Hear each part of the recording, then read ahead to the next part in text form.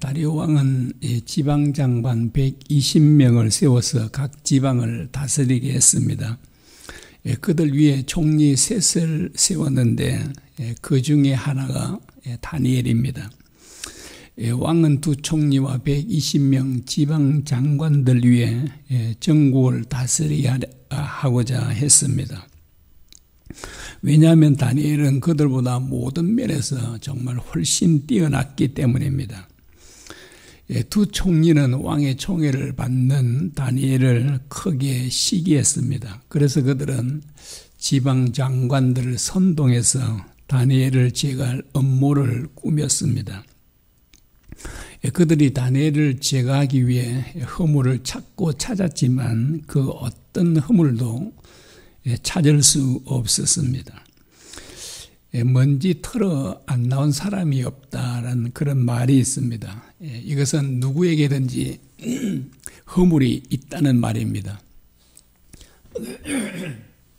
그러나 다니엘에게는 그 어떤 허물도 찾을 수가 없었습니다. 정말 그는 깨끗하고 의로운 사람이었습니다. 막강한 권력과 부를 가진 사람이 이렇게 깨끗한 삶을 살기란 거의 불가능합니다. 왜냐하면 엄청난 부정청탁들이 들어오기 때문입니다. 다니엘은 큰 권력의 중심에 오랫도록 있으면서 어떻게 이처럼 의롭고 깨끗한 삶을 살 수 있었는가라고 하는 것입니다.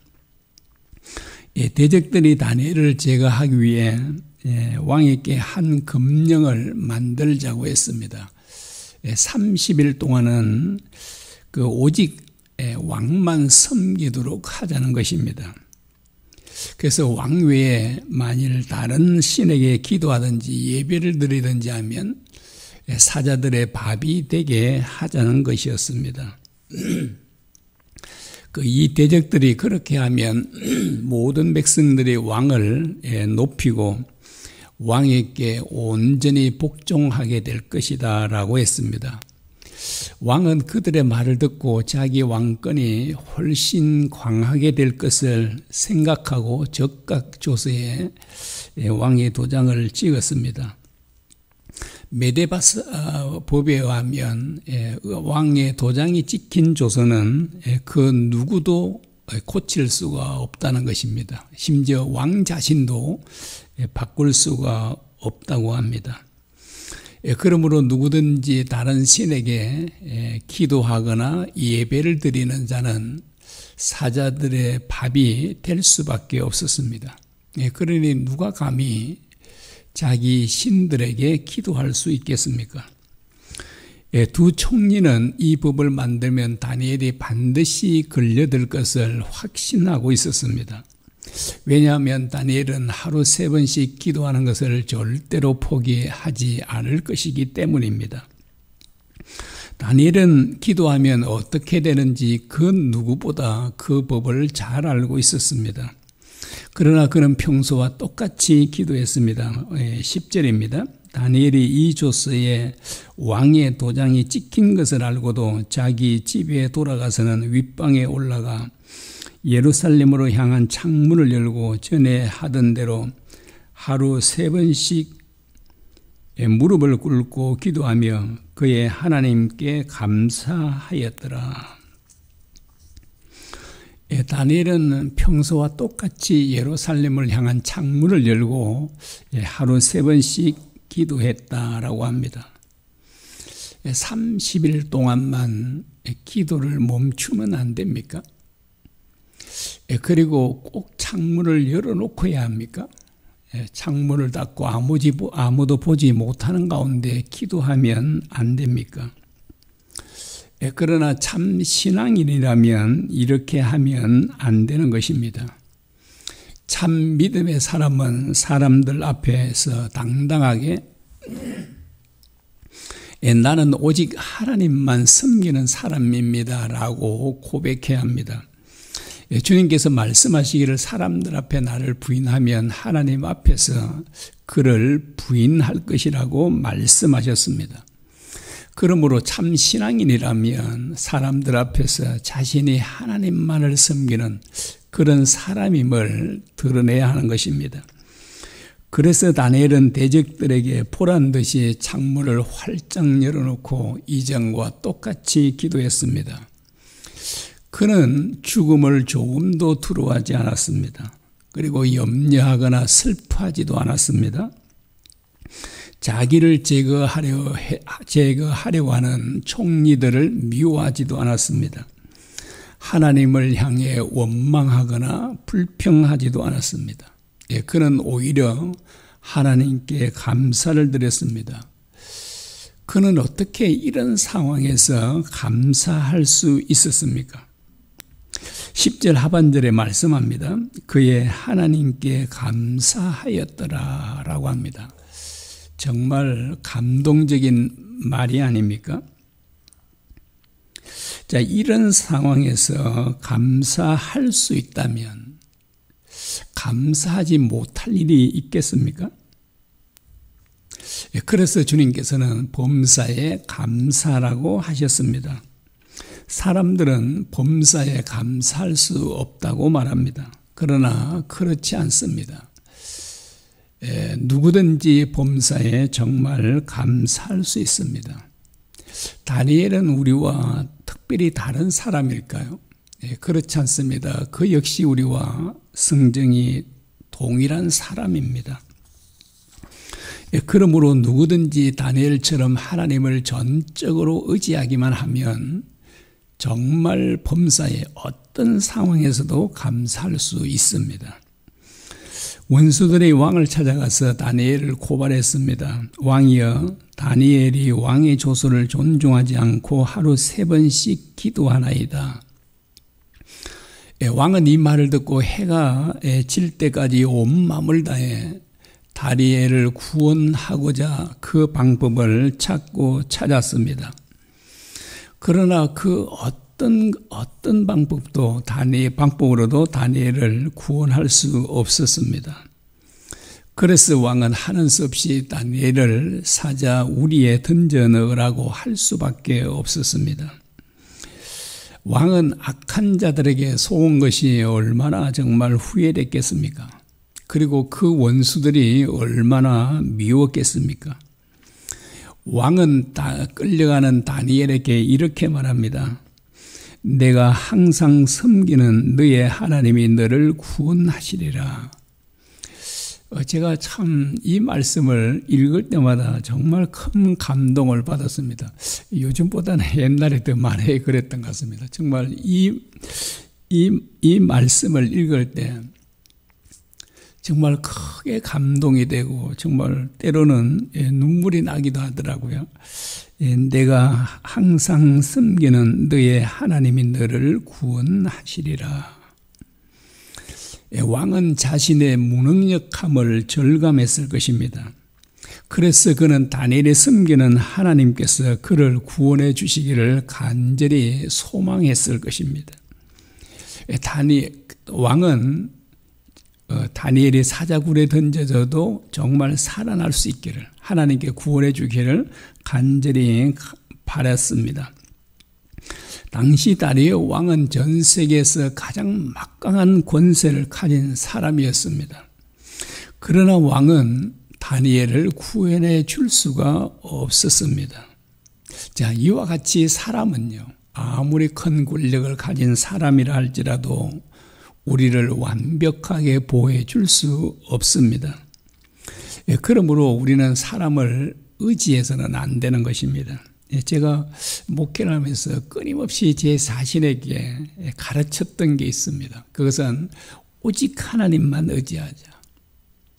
사람을 의지하지 말자. 이게 끊임없이 제게 참 가르쳤습니다. 그래도 뭐 사람은 보이는 사람을 의지하기가 쉽지 않습니까? 그래서 우리는 우리 자신들에게 목회자뿐만 아니라 일반 성도님들도 끊임없이 자기에게 가르쳐야 합니다. 오직 나는 하나님만 의지하리라. 사람을 의지하지 아니하리라 하는 것을 끊임없이 우리 자신들에게 가르치는 것입니다. 시편 146편의 말씀도 제가 참 좋아하는 말씀 가운데 하나입니다. 여러 번 설교하기도 했습니다. 3절에 이렇게 말합니다. 귀인들을 의지하지 말며 돌 힘이 없는 인생도 의지하지 말지니 그의 호흡이 끊어지면 흙으로 돌아가서 그날에 그의 생각이 소멸하리로다. 이 귀인들은 옛날에는 방백들이라고 그랬습니다. 권력자죠. 힘이 있는 사람들도 의지하지 말라라고 합니다. 교회 안에서도 어마어마한 부자들이 있다면 그를 의지하기가 참 쉬울 겁니다. 왜냐하니까 교회 재정에 거의 상당 부분 차지하기 때문이지 않습니까? 그러나 그런 권력자도 힘이 있는 사람도 의지하지 말라라고 합니다. 왜 이렇게 성경은 사람을 의지하지 말라고 합니까? 그 호흡이 끊어지면 아무것도 우리를 도와줄 수 없기 때문이다라고 합니다. 우리는 잘 알고 있습니다. 죽은 사람은 정말 손가락 하나 까딱 할 수 없습니다. 그러므로 아무리 막강한 권력을 가진 사람이라 할지라도 죽으면 그 어떤 도움도 우리에게 줄 수가 없다는 것입니다. 그러나 하나님을 자기의 도움으로 삼고 하나님을 의지하는 사람은 참으로 복이 있다고 합니다. 5절에 이렇게 말합니다. 야곱의 하나님을 자기의 도움으로 삼으며 여호와 자기 하나님께 자기의 소망을 두는 자는 복이 있도다라고 합니다. 왜 하나님을 자기 도움으로 삼고 그분을 의지하는 사람이 왜 이렇게 복이 있다고 합니까? 그래서 그 뒤에 보면 이렇게 말하고 있습니다. 하나님은 천지와 바다와 그 가운데 모든 만물을 지으시며 라고 말합니다. 여러분, 천지와 바다와 그 모든 만물들을 하나님께서 지으셨다고 말하죠. 이것은 그분이 정말 전능하시다는 것을 말합니다. 전능하신 하나님은 참으로 우리를 온전히 보호해 줄 수 있습니다. 정말 용광로 속에서도 머리카락 하나 타지 않게 하실 수 있고 사자들의 입을 완전하게 봉할 수도 있으십니다. 그러므로 우리는 정말 사람을 의지하지 말고 하나님만을 의지해야 된다는 것을 우리에게 가르쳐 줍니다. 원수들은 다니엘을 사자우리에 던져놓고 돌아가서 그들은 큰 기쁨의 잔치를 벌렸을 것입니다. 아마 온 밤이 새도록 술을 마시고 노래하고 춤을 추며 기뻐했을 것입니다. 그들의 업무는 계획들은 완전한 성공이었고 사자우리에 던져진 다니엘은 완전히 끝장나버렸습니다. 여러분, 원수들이 다니엘을 사자우리에 던져 넣을 때까지 하나님은 어디에 계셨습니까? 제가 봐도 그 어디에도 하나님은 보이지 않으십니다. 마치 하나님은 없는 것처럼 보였고 그 어디에도 계시지 않는 것처럼 보였습니다. 만일 하나님이 정말 살아계시다면 원수들이 다니엘을 사자우리에 던져 넣기 전에 구원해 주셔야 되지 않습니까? 원수들의 그 업무와 계획에 다 성공하도록 왜 하나님은 보이지 않습니까? 왜 다니엘을 이렇게 구원해 주지 않습니까? 다니엘을 우리가 앞에서 보았듯이 얼마나 정말 하나님을 온 마음을 다해 섬겼습니까? 얼마나 어렵고 깨끗하게 살아왔습니까? 하나님만 의지한 이 종을 왜 사자우리에 던지도록 내버려 두십니까? 그래서 정말 그 원수들이 다 자기들의 뜻대로 할 때까지도 하나님은 그 어디에도 보이지 않습니다. 그러면 하나님께서 다니엘을 버리셨습니까? 그렇지 않음을 우리는 너무나 잘 알고 있습니다. 하나님께서는 항상 다니엘과 함께 하셨고 그를 떠나신 적이 단 한 번도 없으셨습니다. 하나님께서는 얼마나 다니엘을 완벽하게 보여주셨는지를 우리는 너무나 잘 알고 있습니다. 하나님은 우리의 눈으로 볼 수 없습니다. 손으로 만질 수도 없습니다. 그래서 너무나 많은 사람들이 자기와 함께 하시는 하나님을 믿지 않습니다. 그래서 많은 그리스도인들이 염려하고 두려워합니다. 왜 염려하고 두려워합니까? 그것은 자기와 함께 하신 하나님을 믿지 않기 때문에 그렇습니다. 다니엘이 어떻게 그처럼 어렵고 깨끗한 삶을 살 수 있었습니까? 그는 어떻게 죽음조차도 두려워하지 않을 수 있었습니까? 자기와 함께 하시고 자기를 죽음에서도 능히 살리시는 하나님을 진짜로 믿었기 때문입니다. 자, 이렇게 나와 함께 하신 주님, 그리고 나를 능히 구원해 주실 수 있는 하나님을 실제로 믿기만 하면 우리의 삶은 정말 달라질 수밖에 없습니다. 정말 믿음은 강력한 힘을 발휘합니다. 정말 하나님을 전적으로 믿으면 어떤 죽음 앞에서도 조금도 두려워하지 않을 수 있다는 사실입니다. 그래서 우리는 하나님을 믿음으로, 주님을 믿음으로 그 놀라운 구원이 우리에게 일어날 수 있다는 것을 보여주고 있습니다. 그래서 우리는 행위로는 구원을 얻을 수 없지만 정말 하나님을 믿기만 하면 우리에게는 얼마든지 구원의 역사가 일어날 수 있다는 사실입니다. 정말 하나님이 살아계시고 전능하신 하나님을 진짜로 믿기만 하면 우리는 그 어떤 문제가 생겨도 조금도 염려하지 않을 것입니다. 정말 우리는 죽음 앞에서도 두려워하지 않을 것입니다.